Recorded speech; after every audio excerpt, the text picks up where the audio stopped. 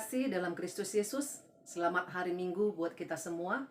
Firman Tuhan pada kita hari Minggu ini tertulis dalam Mazmur 34 ayat 12 sampai 18.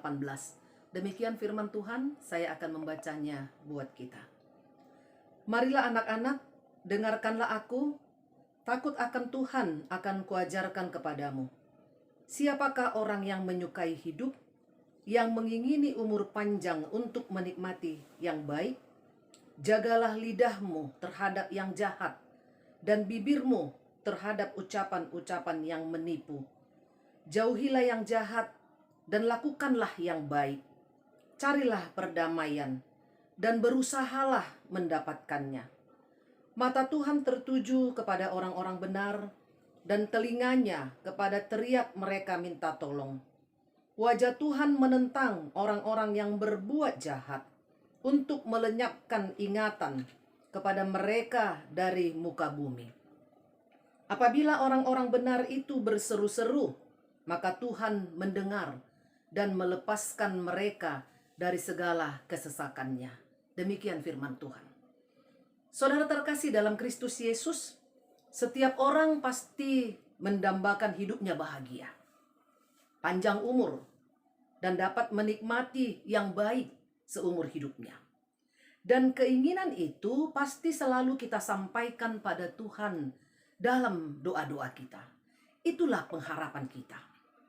Di sini pemazmur Daud menyampaikan pesan atau pengajarannya pada semua orang, yaitu tentang hal takut akan Tuhan. Dalam ayat 12, ada seruan atau ajakan yang mengatakan, marilah, dengarkanlah. Ajakan ini ditujukan kepada anak-anak. Ini menunjukkan tentang hubungan yang dekat dengan Daud, atau menunjukkan pada orang yang menginginkan bimbingan Tuhan. Itulah perkataan anak-anak dalam ayat ini. Ada kata marilah dan dengarlah. Ajakan untuk bersedia datang, mendekat, mari. Dan mau membuka hati, juga membuka telinga untuk mendengarkan pengajaran. Karena pengajaran akan disampaikan Daud adalah pengajaran yang sangat berharga, yaitu tentang takut akan Tuhan. Suatu pengajaran rohani yang sangat penting. Saudara terkasih dalam Kristus Yesus, takut akan Tuhan berarti membenci kejahatan. Tidak sombong, tidak ada kecongkakan, tidak ada tipu muslihat dan kebohongan dari mulutnya. Dan dia juga meninggalkan kejahatan, juga melakukan kebaikan. Orang yang takut akan Tuhan pasti tidak akan berani berkata bohong. Tidak akan mau menjelek-jelekkan orang lain.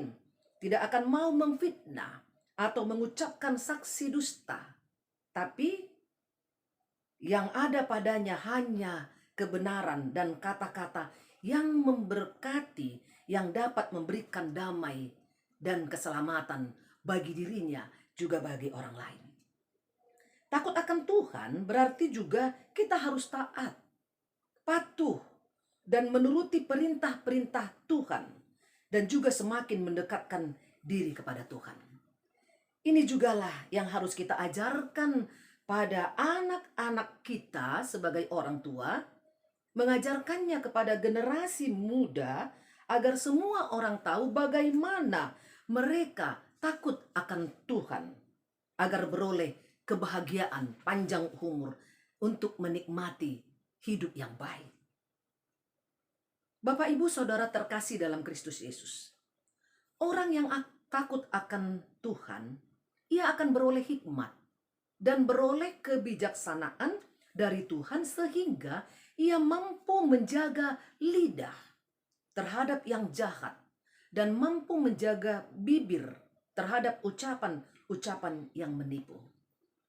Dan pemazmur menegaskan dalam nats ini, siapa yang menyukai hidup, yang mengingini umur yang panjang Untuk menikmati yang baik, caranya adalah dengan pertama, menjaga lidah terhadap yang jahat. Tadi dikatakan dalam Nats ini ayat 14, jagalah lidahmu terhadap yang jahat. Jaga lidahmu, jaga kata-katamu, jaga ucapanmu. Jangan suka berbohong, jangan suka memfitnah, menggosip, mengucapkan saksi palsu yang bisa menyakiti dan merugikan diri kita juga orang lain. Jangan memprovokator orang-orang dengan perkataan dari mulut kita. Hati-hati menggunakan lidah. Orang Batak mengatakan, jolo nidilet bibir, asa nidok hata. Artinya, pikir dulu sebelum bicara. Karena perkataan itu ibarat anak panah. Jika sudah dilepas, maka ia tidak akan dapat kembali, tidak akan dapat ditarik lagi. Amsal 18 ayat 21 mengatakan, hidup dan mati dikuasai lidah. Siapa suka menggunakannya akan memakan buahnya. Jika lidah digunakan untuk mengeluarkan, memperkatakan kata-kata yang baik, maka buahnya akan baik dan kita akan menikmati buahnya. Tapi demikian juga sebaliknya. Keluarkanlah kata-kata yang baik, kata-kata yang membangun, nasihat yang didasari kasih, agar orang lain beroleh berkat, beroleh sukacita, dan diri kita juga terhindar dari dosa, dan juga kita boleh beroleh sukacita. Bapak Ibu Saudara terkasih dalam Kristus Yesus, Daud juga mengajarkan siapa yang menginginkan hidup dan hari-hari yang baik terjadi dalam hidupnya, maka ia harus menjaga lidahnya, menjaga mulut dan ucapannya. Pemazmur mengatakan bahwa ucapan-ucapan kita menentukan masa depan kita.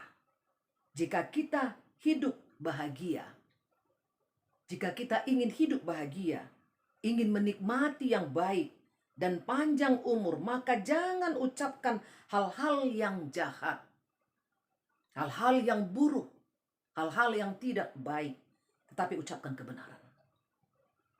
Berkata-katalah tentang kebaikan. Berkata-katalah tentang firman Tuhan, tentang kebenaran dan keadilan Tuhan, tentang berkat dan keselamatan dari Tuhan. Maka kita pun akan hidup dalam kebenaran, dalam firman Tuhan, dan kita pun akan beroleh keselamatan dari Tuhan.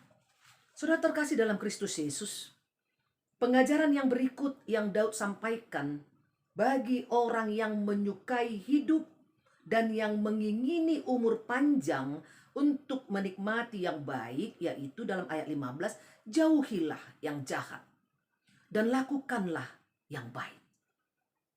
Dua hal yang bertentangan. Kita harus menjauhkan yang jahat dan melakukan yang baik. Jadi tidak hanya menjauhi yang jahat tapi tidak melakukan apapun, tapi harus menjauhi yang jahat dan kemudian bergerak untuk melakukan yang baik.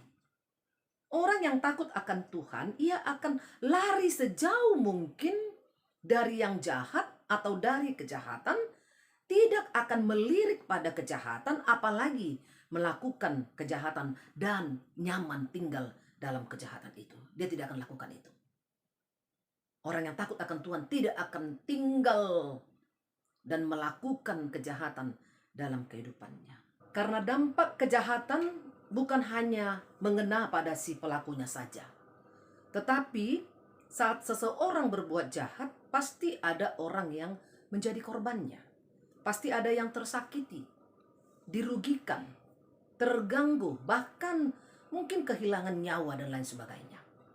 Daud juga mengajarkan agar melakukan yang baik dan tidak membalaskan kejahatan, tapi harus mengupayakan perdamaian.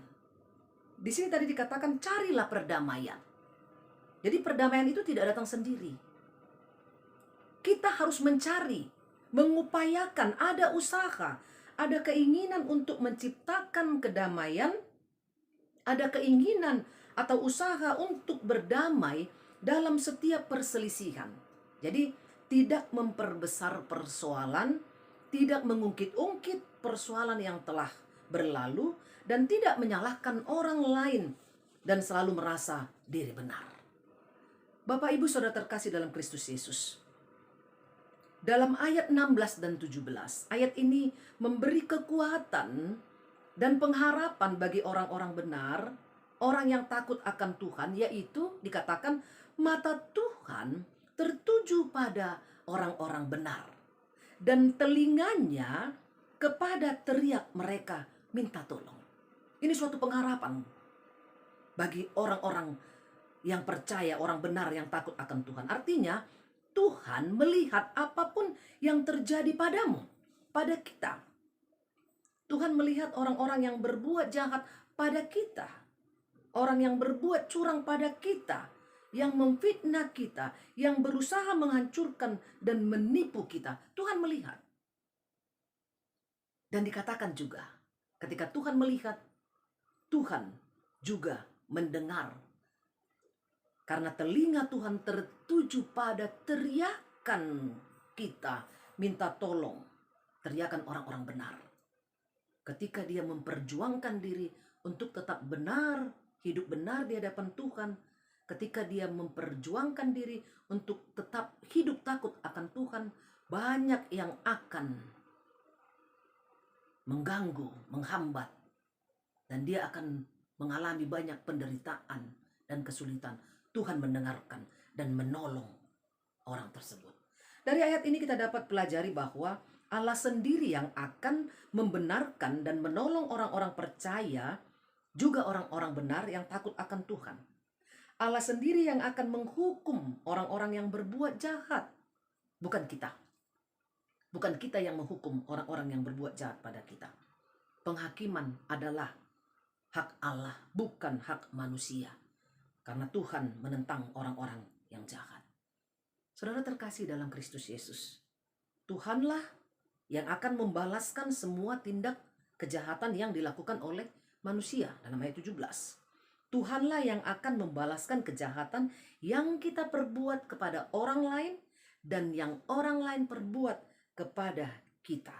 Karena itu gak usah repot-repot dan gak usah pusing-pusing sampai memeras otak, menyusun strategi, merancang kejahatan untuk membalas dendam, membalaskan kejahatan orang lain. Gak usah repot. Karena apa? Karena teriakan kita pada Tuhan cukup untuk menolong kita. Karena teriakan kita pada Tuhan akan sampai kepadanya, Tuhan akan mendengar teriak kita, dan Tuhan akan menolong, juga membalaskan ketidakadilan, kejahatan yang dilakukan orang kepada kita. Jika ada yang memfitnahmu, Tuhan akan membalaskan. Jika ada yang mengkhianatimu, Tuhan akan membalas. Serukan, sampaikan kepada Tuhan. Karena mata dan telinga Tuhan selalu tertuju kepada orang-orang yang takut akan Tuhan. Saudara terkasih dalam Kristus Yesus, wajah Tuhan menentang orang-orang yang berbuat jahat untuk melenyapkan ingatan kepada mereka dari bumi. Ayat 17. Wajah Tuhan menentang orang-orang yang berbuat jahat untuk melenyapkan ingatan kepada mereka dari bumi. Tuhan tidak pernah kompromi dengan perbuatan jahat. Tuhan akan murka terhadap setiap tindakan kejahatan. Setiap orang yang berbuat jahat akan menjadi musuh Allah. Orang yang berbalik dari Tuhan, orang yang melakukan kejahatan, orang yang tidak menjaga lidah dan bibirnya, yang mencemooh firman Tuhan, maka saat mereka tiada, mereka tidak akan dikenang. Mereka akan dilupakan. Tuhan melenyapkan ingatan kepada mereka dari muka bumi ini. Namun bagi orang-orang benar yang selalu menjaga lidah dan bibirnya dari kejahatan, saat mereka telah tiada pun di dunia ini, mereka akan selalu dikenang, tetap diingat, bahkan akan menjadi teladan dari apa yang telah ia perbuat semasa hidupnya. Saudara terkasih dalam Kristus Yesus, bila orang-orang benar berseru, maka Tuhan mendengar dan melepaskan mereka dari kesesakan. Ini jaminan buat orang-orang benar, buat orang-orang yang selalu setia takut kepada Tuhan. Karena itu, jangan takut untuk tetap setia, hidup menjadi orang benar. Meskipun banyak tantangan, sindiran, kebencian, bahkan nyawa juga terancam. Jangan takut, karena mata Tuhan, telinga Tuhan selalu tertuju kepada orang-orang benar. Tuhan selalu memantau, Tuhan selalu mendampingi dan menyertai. Karena Tuhan pasti akan selalu menolong kita, supaya kita tetap bisa menjaga kesetiaan kita untuk takut kepada Tuhan dan untuk menjadi orang-orang benar di mata Tuhan. Selama kita hidup benar di hadapan Tuhan, maka kita akan menjadi anak kesayangan Tuhan, yang akan selalu dijaganya seperti biji matanya, didampingi dan diselamatkannya. Bapak, Ibu, Saudara terkasih dalam Kristus Yesus, melalui nats ini kita diingatkan bahwa seringkali seseorang berbicara tanpa berpikir dulu sebelum menyampaikan perkataannya, tanpa tahu dulu kebenaran ucapannya, tanpa mempertimbangkannya, hingga akibatnya terjadilah kesalahpahaman, terjadi pertengkaran, permusuhan, bahkan ada yang mengakhiri hidupnya karena tidak sanggup menerima cemoohan, menerima fitnah dari orang-orang di sekitarnya. Orang-orang yang berteriak saat Yesus disalibkan. Kita ingat saat orang-orang berteriak ketika Yesus akan disalibkan, mereka mengatakan, lepaskan Barabas dan salibkan Yesus. Akibatnya apa? Akibat perkataan yang tidak dipikirkan, yang tidak dipertimbangkan kebenarannya, Yesus menjadi korban, dia disalibkan. Dan mereka yang meneriakkan, mengeluarkan perkataan tersebut, mereka menderita, mereka menerima hukuman dari Tuhan karena mereka telah melakukan dosa dan kesalahan. Ada perkataan yang lebih tajam dari pedang atau samurai yang bisa menusuk dan menyakiti dan menghancurkan seseorang dalam hidup ini. Itu bisa saja kita alami. Jadi kita lihat lidah kita itu kecil, dia lunak, tidak bertulang, tapi dia bisa kuat dan tajam, yang bisa lebih tajam dari pedang, bahkan dari samurai. Bisa menghancurkan orang, menyakitkan orang, membuat orang frustasi, bahkan ada yang sampai bunuh diri. Terkadang kita bercanda mengatakan kepada orang, kok bertahun-tahun menikah belum punya anak? Itu kita anggap biasa, tapi itu begitu tajam menyakiti perasaan mereka. Sudah tua kok belum menikah? Kita lihat bagaimana kita menjaga mulut kita. Jika kita ingin melihat, menikmati yang baik, pikirkanlah lebih dulu sebelum mengatakan sesuatu. Ada peribahasa Indonesia yang mengatakan, mulutmu adalah harimaumu.